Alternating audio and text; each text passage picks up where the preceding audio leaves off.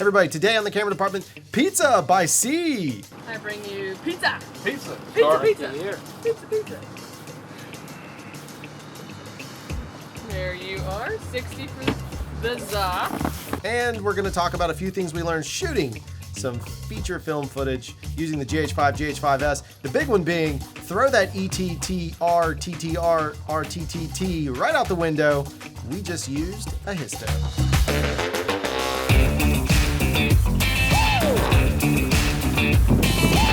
It's a crap show, Meat Boss. So first off, I'm not here to troll you. This is not a troll video. I'm just going to give you some insight onto what we figured out, something we came across while we were shooting some atmosphere and other footage for a project. And we were outside, fighting the elements of comfort on a boat in the middle of the Virgin Islands where they delivered us pizza. They bring over pizza in a dinghy. We had pizza in a dinghy. They brought it to us. We ate delicious pizza and continued our shoot.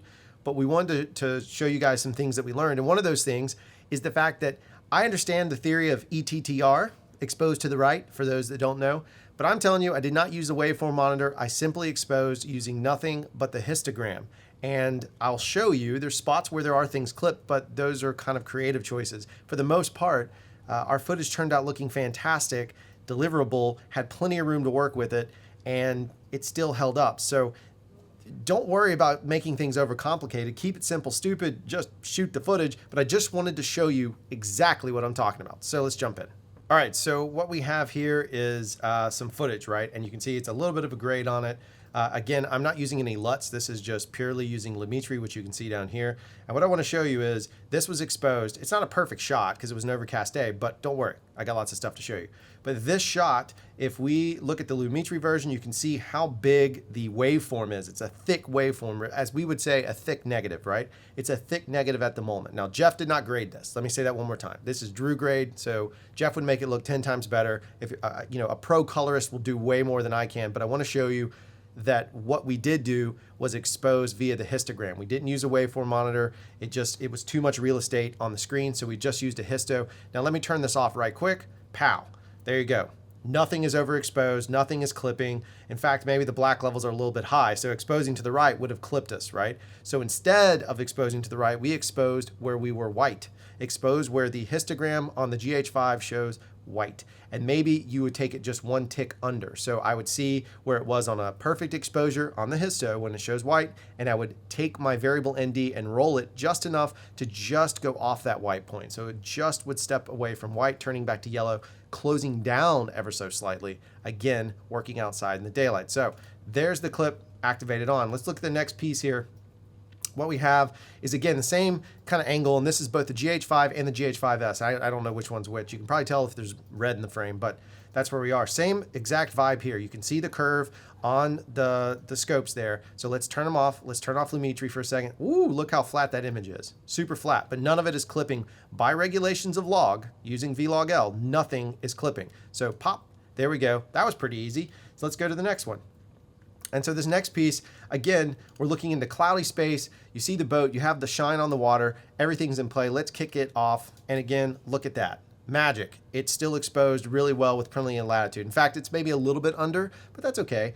In this case, it was dark and cloudy. And for what we were doing, the project we were doing, they wanted what we were calling beautiful but dreadly. So let's then go back and look at our pizza girl as she pulls up in the boat. A little bit of dialogue. Let me mute that for you.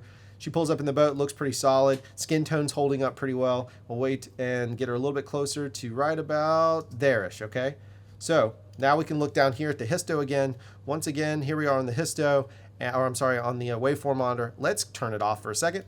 Skaboop. Look at that. Oh, we got room for days. Skin tone, where it's supposed to be, in that 40 range, 42 range, whatever you want to say. So technically shooting, we're running and gunning at this point, right? This is just stuff for you guys. This is all B-roll and behind the scenes content for you guys. And then we jump into another shot. This is either GH5 or GH5S. I think this is a GH5. The water still looks good. Everything looks good. The waveform is yet again very fat. It's a fat waveform. We like chubby waveforms. Chubby wave. We want the chubby wave. Let's turn it off. Oh, look, we got room for days. Again, exposing, only using the histo off the camera, and maybe just doing a little bit of a tick, just taking that and just ticking it just right so it goes away. Wanted to show you the pizza there, which you guys have already seen that little clip because we played it out. Now, let's go into some other looking content. So the first bit here is going to be sunset footage. Now, this is kind of important because sunset's always tricky. Jeff's a little grainy. I'm a little underexposed. I was really just monkeying around with the camera. But again, whoopsie, again, it's good enough that if I were just dealing with like a travel film or something very simple for a blog or a vlog or a log, whatever it is, it's just good enough. And I'm sure in Jeff's hands, he could make it look even better. It is slightly under. Let's take a little look-see at it and see what happens. So we're going to turn off Lumetri. Oh, it's not under, you say. Well, what about when the sun's in the shot? Oh, it's still not under. Still not under. The darks are a little low, but it's still not under. That means there's room to play. Now, if you're going to push it up, you're probably going to find some noise, and you're going to probably have to run some neat on it. But if you're okay with a little bit of grain, great, done. Now, let's take a look at the world-famous, beautiful sunset shot. That is a beautiful, beautiful, beautiful image. So in the corner up here, you can see me. I'm setting a camera. You have the sun. You have the water, you have the rail, everything looks pretty nice. It's got a dramatic flair, cinematic as some might say. Let's turn it off and see what happens when we turn off this grade, only using Lumetri. Bloop. Oh, it's super flat, including the skyline. How did we do it? We used the histogram. It's very easy. And if you want to look at the grade, I'll show you on the sunset one how I went about doing this. The first thing I did was lower my shadow levels, lower my midtones, and kind of what we want to do is expand the image, get a flat image, right? This one had plenty of room to play. So I had that. I lifted my highlights just a pinch, and again, did that. So the next step in that phase is I then go to contrast, and I spread the contrast out, right? So I spread it out, and I was happy at 52, I believe. I was happy at 52. Then I add my saturation, and you can take it as far as you want to go. I mean, if you want to go crazy, you can go crazy. Me personally, I was happy at 135. That felt pretty good to me, felt real. If I wanted to push it up further, I could. And then after I've set those notes, I go in and set this little bitty S curve, and I can play around with it. If I want to stylize it out, I can pull the black levels down. If I want to push it up, I don't know why I would do that, but you could if you wanted. So we'll get roughly where we were. And then the same thing with midtones. I've got control over the midtones, which is setting up the scene. You can see I'm just moving this midtone curve, right? We'll get it where we had it, which is somewhere in there. And then same with the highlights. If I want to lose cloud detail, just look right into this area and then watch the cloud detail shift. You can see it shift there. So maybe I want a little bit more. Even if I clamp it and hit it hard, it's fine. It's still the sunlight. It's about making a pretty image. No one cares on the technical. They're not looking at scopes unless it's one of us. You know, we always look at scopes. So then we can go in, and I'll just show you. There's just more footage. So daylight exterior, one of the tricky ones, the one that people tend to freak out over. This is beautiful looking beam footage here, but if we just turn off Lumetri, and again, we're going to look at the scopes down here. There we go. We're going to turn off Lumetri. Pow. It's a flat image. Look at that. How are we getting that? Because we just used an ND filter and the histogram. That's it. No need to expose to the right. Got beautiful footage. Granted, the location helps, but it's good looking stuff. It's the same way through this shot. Now I picked this one to show you because we did have a highlight crush up here on this side. You're going to see the sun is rising in the sky. It is morning time, and it is just dappling the water with beautiful, beautiful light. But when we turn off the Lumetri and look at the scopes, cool. This is still technically under, though I would argue you're kind of clipping, but it's still technically under in terms of performance level. We got plenty of room here. We got room for days, right? Again, exposing with the histogram. Room for days. Could have probably closed it down just a pinch, but that's okay. We still got plenty of room because I'm not complaining of taking this look and going to that look. I have no complaints. I'm pretty happy. If I were setting that shot, I'd be pretty happy with it, especially for B-roll, which is what this was. And these are all just throwaway shots. So here's an example of when we did clip it out, right? So this is the example. We're under the canopy of the boat. We're looking out into the ocean. You can see up here in the corner, it is gone. It is not there. There is nothing there. In order to balance that out, we would have needed light or bounce or something to lift me and the subject up to be equivalent of this white space here, whatever this stop is, which is like a 16 or 22 or whatever it might be. However, it's not terrible. Again, if you're telling the story, it's not the end of the world. There's where it went, and you can see down here that it is just Clip City, USA. Right there, you can just see it is gone. There's no information left for that bad boy. But when we turn it on, it's good enough. You can see the skin tones hold. We have nice shadow play. Everything holds up good enough. So even if you clip, just keep in mind, as long as your subject, it's not the focus of your shot, as long as your subject's in there and you're creating relevant, interesting content, you're going to be perfectly fine. Now, let's jump back over here. Here's a sky shot, and I wanted to show this, guys, to you. I'm going to play it in real time best I can because this is Jeff adjusting, and you can actually see the adjustment process. Watch both the, I'll just move it up here. So you can see the Lumetri scope and this at the same time. And then he makes his adjustment. Pow! Oh, look at that. Suddenly, we're balanced again. And granted, we're on a boat. This is rocky footage. It is what it is. And there's a drone coming down. This is where he was coming in to land the drone. But it's good enough that, again, if I would have spent more time on it, I probably could have tweaked it even further. And if we look at where it was, so here's the overexposed portion. Let me turn off Lumetri right quick. There you go. It's Clippy McClips. Oh, I'm on the wrong clip, y'all. There it is. And we're on. It's Clippy McClipstein. It's gone. It doesn't have any value. However, when we come back over and we look at this shot, once we made our adjustment based on the histo, oh look, we have room for days. Right? There's plenty of room to play with it. Same thing when we go to this sequence here. This is VFR footage, and I just wanted to show this is 1080 VFR, and it works in that. The same concept works. So we're looking out at the ocean. We're 1080 VFR. It looks pretty decent. So let's check that exposure level. Again, just saying, you don't always have to follow that ETTR thing. You just find the shot and get happy with it. This is exposed really well. We have detail in the clouds. It's a beautiful looking image, right? The sun is shining through the frame. It's aligned. Could I push the contrast up or more? Sure. I could have played with contrast. I could also play with more saturation.